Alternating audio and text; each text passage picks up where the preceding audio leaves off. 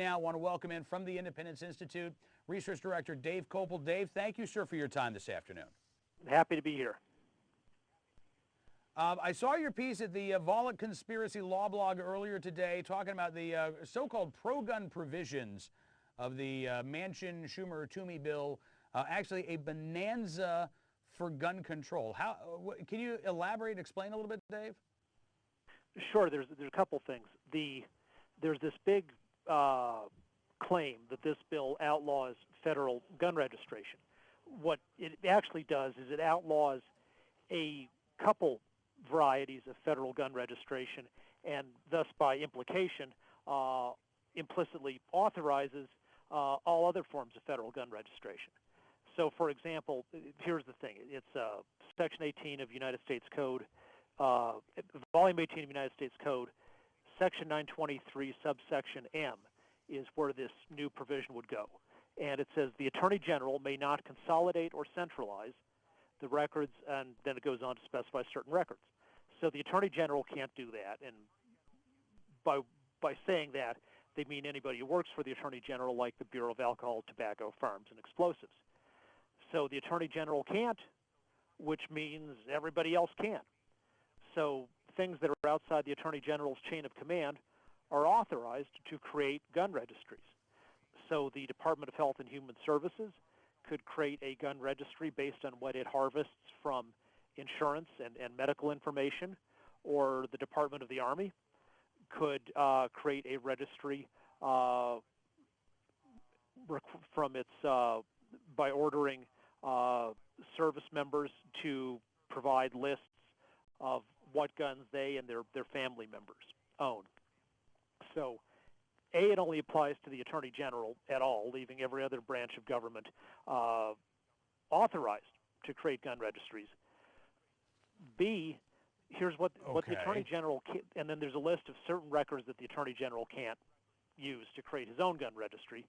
And the first one is acquisition or disposition of firearms or any portion thereof maintained by a person with a valid current license under this chapter. So that means a federal firearms licensee. So that fee can't go into gun stores and say, give us all your 4473s, your records of gun sales, and we're going to photocopy them and go build a registry out of those. That's specifically outlawed here.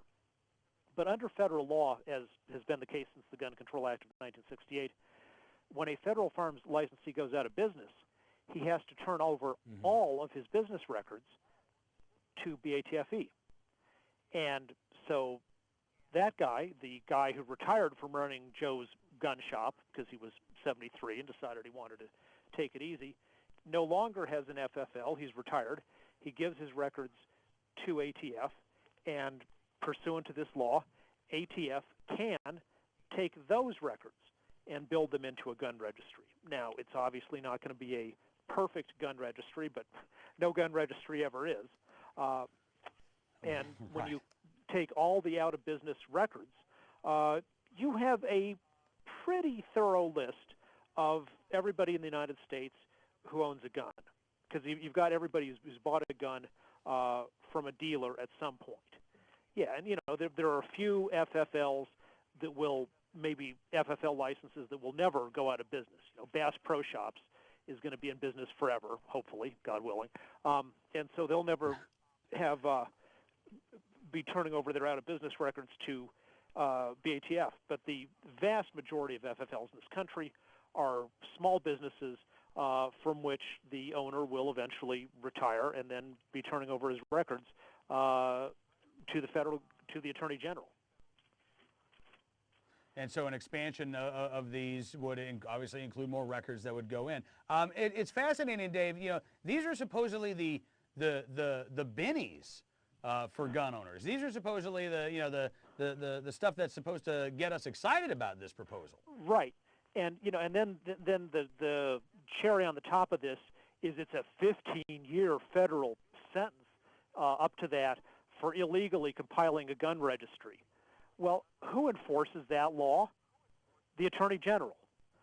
So if the Attorney General illegally compiles a gun registry, the Attorney General is going to order some assistant United States attorney to go prosecute the Attorney General for creating a gun registry. You know, that's the sort of the system that we had in Fast and Furious is don't illegally provide guns to Mexican drug cartels. Oh, and who's in charge of prosecuting you if you do? Oh, the same people who are in charge of the folks who are providing the illegal guns to the Mexican drug cartels. So the criminal I was just about to bring up really the fact that I was just about to bring up the fact that we saw nobody actually go to prison or even face charges for what happened in Fast and Furious. And Dave, again, we're out of time, unfortunately, but I would love to have you back on later this week because I know that things are going to be changing very quickly. We've got a lot of debate that's going to be going on, so we could really use your expertise this week.